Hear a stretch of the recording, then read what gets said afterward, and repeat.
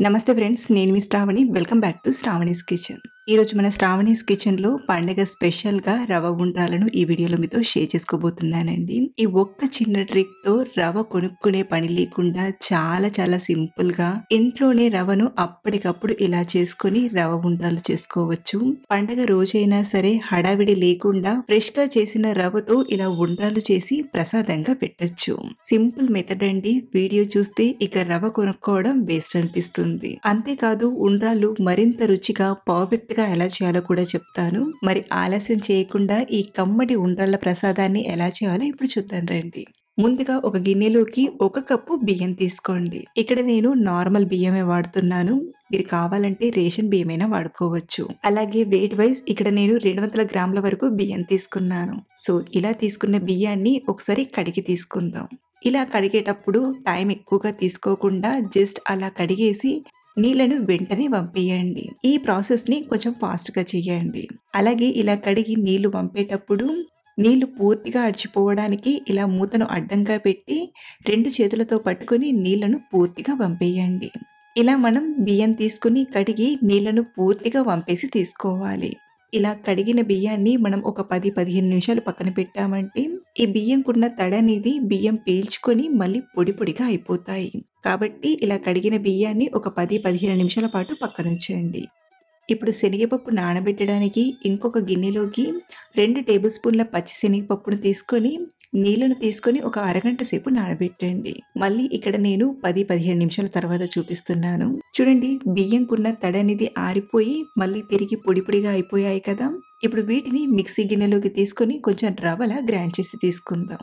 Grind చేసేటప్పుడు మధ్య మధ్యలో చూస్తూ రవలా గ్రైండ్ చేయండి.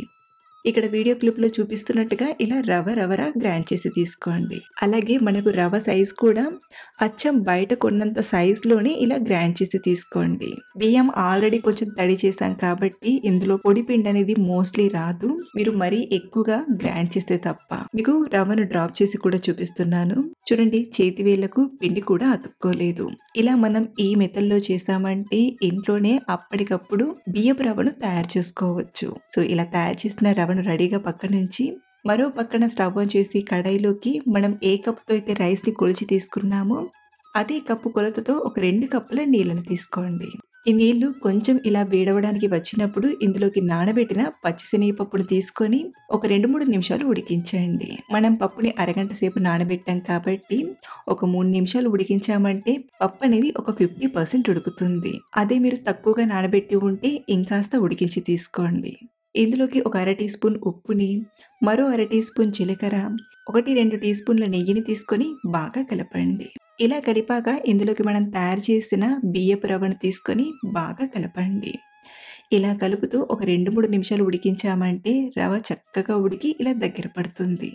ఇలా దగ్గర పడగానే మంటను లో ఫ్లేమ్లో పెట్టి మూత పెట్టి ఒక 3-4 నిమిషాలు స్లో ఫ్లేమ్లోనే ఉడికించండి. 3-4 నిమిషాల తర్వాత మూత తీసి ఒకసారి బాగా కలపండి. చూడండి, మనకు ఈ టైంలో చూస్తేనే అర్థమైపోతుంది ఎంత చక్కగా వచ్చిందో. ఇప్పుడు స్టవ్ ఆఫ్ చేసేసి ఈ రవ్వను పక్కకు తీసుకొని ఒక ప్లేట్లోకి తీసుకోండి.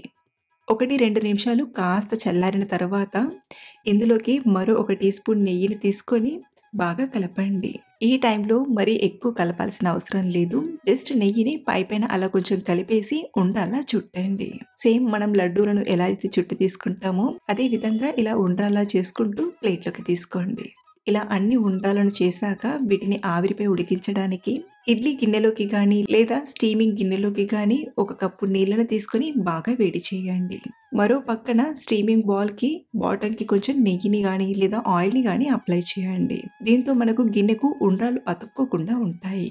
ఇందులోకి మనం తయారు చేసిన ఉండ్రాలను తీసుకొని ఆవిరి పైన ఒక 7-8 నిమిషాలు మీడియం ఫ్లేమ్లో పెట్టి ఉడికించామంటే ఉండ్రాలు తయారైపోయినట్లే. ఒక 8 నిమిషాల తర్వాత పక్కకు తీసుకొని ఒక 2 నిమిషాల తర్వాత గిన్నె నుండి తీస్తూ ఇలా ప్లేట్లోకి తీసుకొని నైవేద్యంగా సమర్పించడమే. సో సింపుల్ వేలో పర్ఫెక్ట్ గా రవ ఉండ్రాలను ఎలా చేయాలో చూసారు కదా. మీరు కూడా ఈసారి రవ ఉండ్రాలు చేసేటప్పుడు ఈ వీడియోలో చెప్పిన చిట్కాను ఫాలో అయ్యి ఇంట్లోనే రవను చేసుకుని ఇలా ట్రై చేసి చూడండి. చాలా పర్ఫెక్ట్ గా వస్తాయి. అలాగే మీరు ట్రై చేశాక మీకు ఎలా వచ్చాయో కింద కామెంట్ లో చెప్పడం మర్చిపోవద్దు. మరిన్ని టేస్టీ రెసిపీస్ కోసం మన ఛానల్ ని ఫాలో అవ్వండి. Thank you for watching.